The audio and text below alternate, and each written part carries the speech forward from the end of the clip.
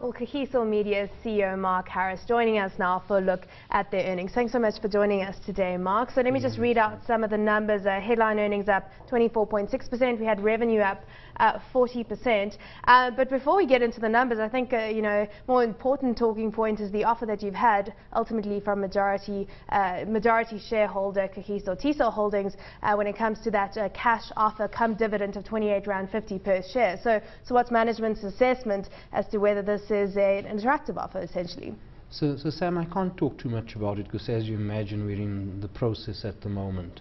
But management are fully supportive of the actual transaction, and we believe it does all go well for Kagiso Media into the future. Because you've essentially got institutional shareholders like Sanlam, Kagiso Asset Management, and then you've got Investec. So you're in discussions right now. I mean, where do you stand when it comes to big shareholders there? I think there will be some form of release about which shareholders are actually aboard, but a lot of the shareholders have been engaged, and we have clear line of sight as to what will happen through the transaction. Well, there we go. We wait to hear from that, and until that comes through, I suppose we can take a look at key earnings right now when it comes to the broadcast side of the business. You've got East Coast, Jacaranda, then the less than 50% Kaya, and of course Heart and OFM. So when it comes to the performance that we've seen coming through from your radio assets right now, I mean, what's your assessment as to how they're competitively placed? So our radio assets had a stunning performance last year. The 40% growth came out of the acquisition of Juta, but also all our radio assets actually performed very well. Both East Coast and Jacaranda, between the two of them, they grew about 16%. And if you remember the previous year, the market outlook wasn't that great, but actually they had a stunning year last year. So when it comes to advertising spend, tell us about some of the trends that you're seeing and how advertisers are negotiating when it comes to that space. Well, when you look at the old media industry, the key thing with advertising is there is a shift. Some of the shift is moving into the internet space, into the digital space. We're fairly well positioned to try and capture that, but it's also becoming a multi-channel advertising strategy. So more and more we're seeing that our larger customers are looking at the multi-channel across radio, television, as well as digital and other forms of media in the way they advertise. So it's what we focused on. We believe that we've got great skills specifically in the digital space where we're making a lot of investments to continue to help our customers as the advertising shifts start to occur. I mean, when it comes to the digital space, if that's classified under new media, that overall division actually making a loss during this period specifically. So there were some problems with MSN in West and East Africa right now. Glue, the digital advertising agency, has been spending money on scaling up. But tell us about the African operations there and why the losses. So you remember the African operations have just been launched. So we really, actually, if you look at the actual take-up and how many people actually log in onto the sites, its growth is enormous. I mean, give us an idea. So we're seeing growth. Of course, it's off a small base of double-digit, way into 30–40% growth on a continuous basis.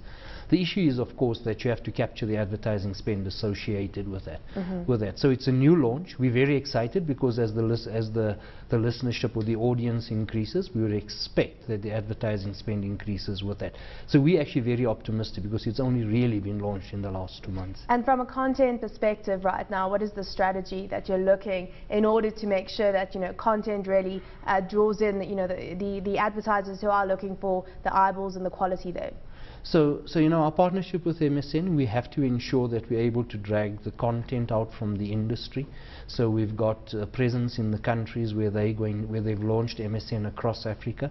We have great creativity skills, so we're actually looking to use across the broad base of Kagiso Media in order to help to drive that. So it's so far so good. We've had a look at a lot of the news that's appeared. It's very local. So this is not so much a global play or South African play. The ability to get the feeds, etc., on the local markets, that looks quite good, and we think the audience likes it based on what they're actually doing with the websites at the moment. So what's the next territory, I mean, that you're going to launch in when it comes to MSN? Well, of course, there's a big rollout plan across Africa, and right now we've gone into Nigeria and Kenya, And I think anyone will tell you, you know, the other markets that's quite key there will be things like Ghana, etc. So we're in line with Microsoft's rollout of MSN across that, and you'll see those come up as they actually prioritized. Another interesting aspect when it comes to the company right now is the fact that you've had to make contingent liabilities and put them down on the balance sheet relating to the court cases going on around the changes to royalty laws in South Africa. So tell us about what the changes are and how they affect your business in terms of the model based on royalties. So there's two things, right? The key thing is about the music rights and the royalties that's been requested, and a change in regulation which ICASA has at the moment.